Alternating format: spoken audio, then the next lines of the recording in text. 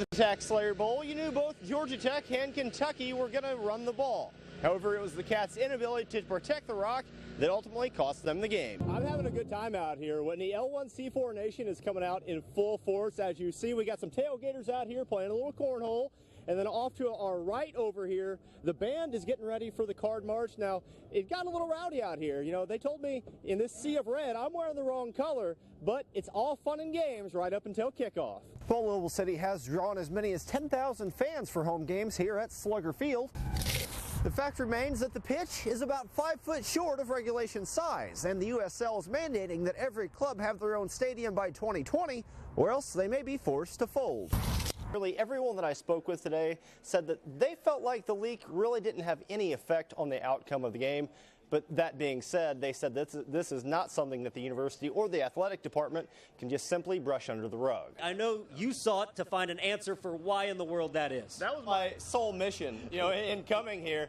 And really it depends on who you ask. I asked one fan and they said it's because of Howard's Rock, which came from Death Valley. You ask another fan and they say it came because there is a graveyard literally just to the south above the stadium. It's almost kind of creepy, but if you ask Clemson, they give credit to a coach from another school. It was Presbyterian College back in the 30s. Their coach said he was tired of bringing his team here to get whooped in Death Valley. Either way, we're in for a wild ride tonight. The university did not say that they were going to look into that part of the story.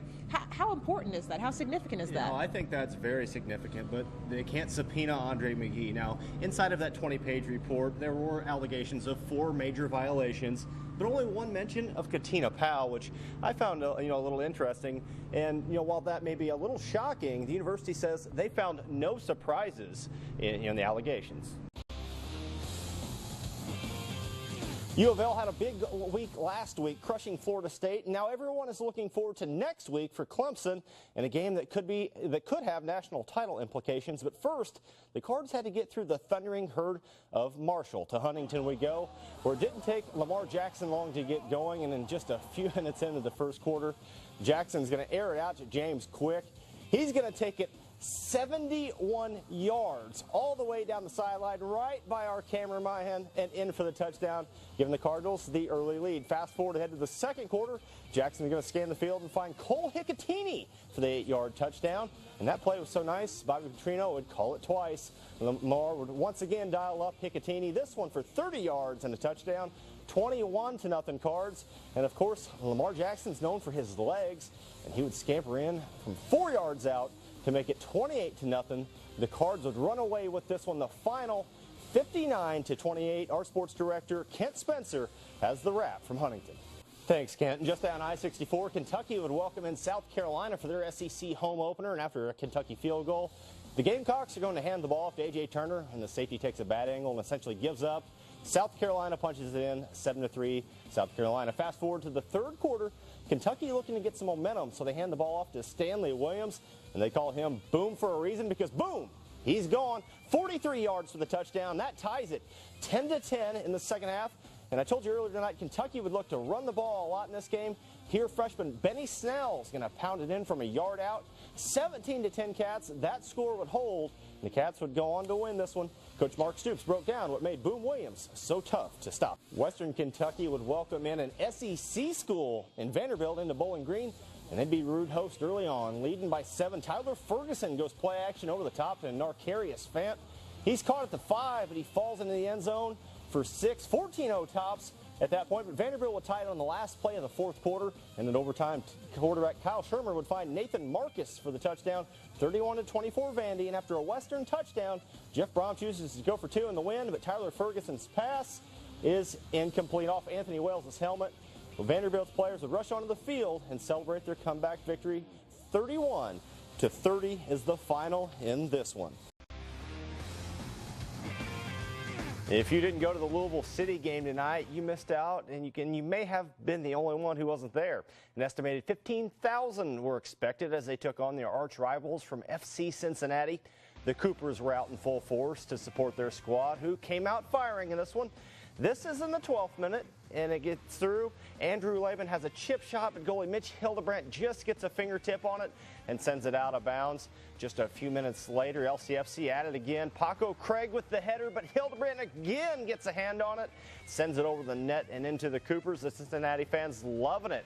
Again, in the first half, Louisville City would get behind the defense, but look, his defender Sean Reynolds saves it not once, but twice. Unreal. These teams would play to a 0-0 final. That's 14 straight games without a loss for Louisville City. That first half, we played some really good football. I thought we needed to score.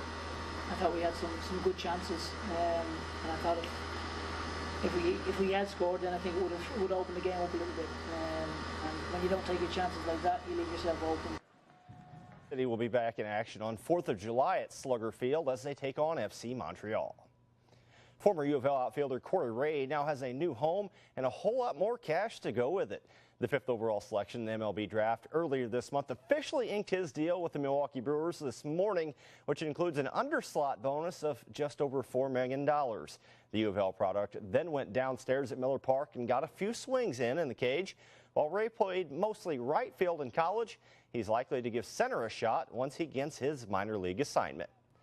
And while Ray waits on his minor league assignment, his former U of L teammate is headed to North Carolina to begin his pro career. After agreeing to terms with the White Sox, Chicago has decided to send flame-throwing right-hander Zach Birdie to High-A Winston-Salem. While he worked out of the pen in college, Baseball America says they feel the former Louisville closer could be developed as a starter by the Sox. Just coming from being a closer at Louisville, my job was to shut the door, which I thought I did a great job at, and I think I can bring that to the table here and just have the ability to get some more out of the bullpen. After a 5-4 win on Friday, the Bats were looking to make it 2 in a row and get above 500 as they took on Rochester on the road. We pick it up in the second. Seth Mejias-Breen really gets into one and hits that one out there in the Bermuda Triangle in left center. Brendan Allen comes all the way around from first to score. Bats up early. And then the next batter is catcher Rafi Lopez. Look, he slices this one down the left field line. Mejias-Breen's going to come all the way around to score, but the bullpen would make this one close. It's 3-2 in the ninth with the bases loaded, 2 outs. Eddie Rosario is going to fly out to left. The Bats are going to win this one by a final of 3-2. They'll go for the sweep tomorrow in Rochester. And up at the big leagues, the Reds took on the Padres on Pete Rose Day. We'll have a little bit more in that in a minute. We're going to pick it up in the top of the third. A runner on third. Matt Kemp hits one softly to third. I see a trend here, but it gets the job done. Runner scores. Padres up 1-0. Then in the fifth, the score still 1-0 when the Padres pitcher Drew Pomeranz takes Brandon Finnegan deep to right and gone. You know it's bad when the opposing pitcher takes a yard. Padres shut out the Reds in this one 3-0. That's the final, but the real story was Pete Rose's speech before the game. Does that mean it's time for me to go when the music starts playing? The hell with it. I waited 30 years. Rose was inducted into the Reds Hall of Fame prior to the game and even tried to hit the first pitch. Rose was, of course, banned from baseball back in 1989 for betting on the game. Despite being Major League Baseball's all-time hit king, he is still not in the Hall of Fame. School's out for the summer, but football coaches from across the area went back to school today so they can keep your child safe in the fall. With the effects of concussions being such a concern on a national level, USA Football is working with Heads Up Football on a comprehensive approach to better teach and play the game from the youth level all the way to college. In addition to hands-on training, the program also features a pair of online classes for coaches, which organizer Steve Speck says could ultimately save the game that so many love. We love this game. The game's been under attack now for a few years because of the concerns over concussions. But I can tell you this much, I don't think there's another sport that's doing more to further progress in the study of the brain and what happens when there are concussions. So I think we're at the forefront of that. After completing the player safety coach clinic training, these coaches will oversee their league's implementation of the rules and monitor practices of the game throughout the season. That's all for sports. We'll have more news and weather after the break.